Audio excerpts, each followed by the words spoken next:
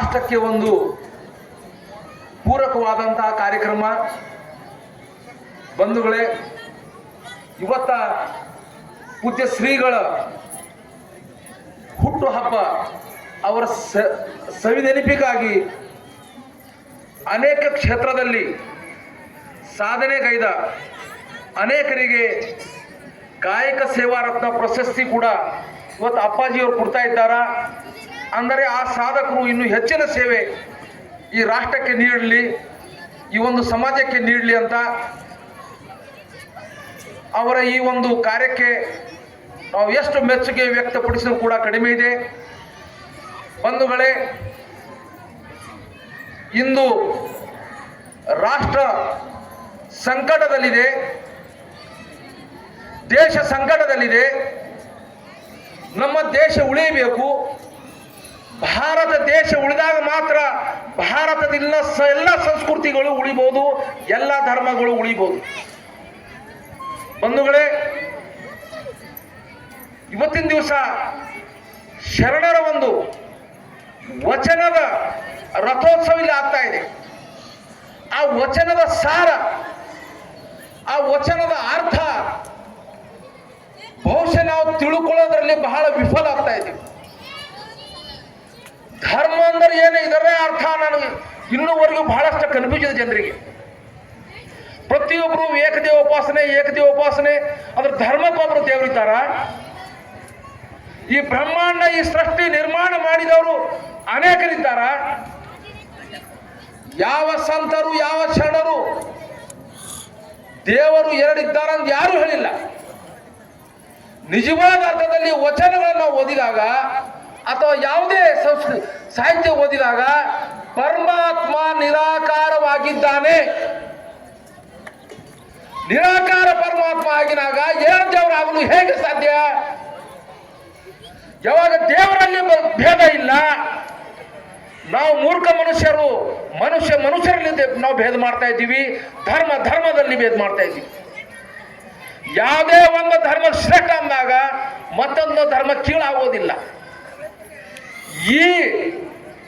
ಈ ಒಂದು ಉಪದೇಶ ನೀಡಿದ್ದವರೇ ನಮ್ಮ ಸಾಧು ಸಂತರು, ಶರಣರು ಪರಮಾತ್ಮನ ಸಾಕ್ಷಾತ್ಕಾರವನ್ನು ತಾನು ಅನುಭವಿಸಿ ನಮಗೆಲ್ಲರಿಗೂ ವಚನದ ಮುಖಾಂತರ ಕೊಟ್ಟಿದ್ದಾರೆ. ನಿರಾಕಾರ ಪರಮಾತ್ಮನನ್ನ ಅವರು ಅನುಭವಿಸಿ ಆ ನಿರಾಕಾರ ತತ್ವವನ್ನ ಶಟಸ್ಥಲದ ರೂಪದಲ್ಲಿ, ಬಂಧುಗಳೇ, ಕೆಲವೇ ವಚನ ಓದುವುದು ಬೇಡ, ಶರಣರ ಶಟಸ್ಥಲ ವಚನ ಓದಿ. ಶಟಸ್ಥಲ ಅರಿಯರಿ, ಯಾವ ಭೇದವೂ ನಮಗೆ ಕಾಣುವುದಿಲ್ಲ, ಭೇದವೇ ಇಲ್ಲ.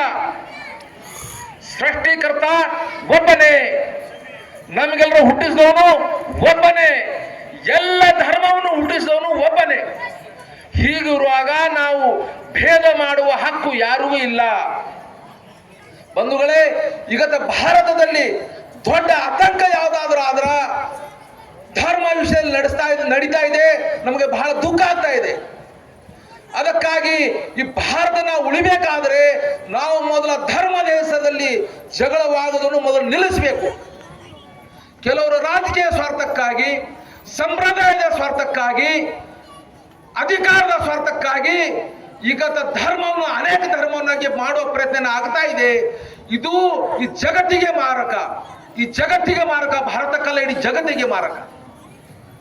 ನಿಜವಾಗಿಯೂ ಧರ್ಮ ಇರೋದು ಒಂದೇ, ದೇವರು ಇರೋದು ಒಂದೇ, ಅವನೇ ನಿರಾಕಾರ ಪರಮಾತ್ಮ.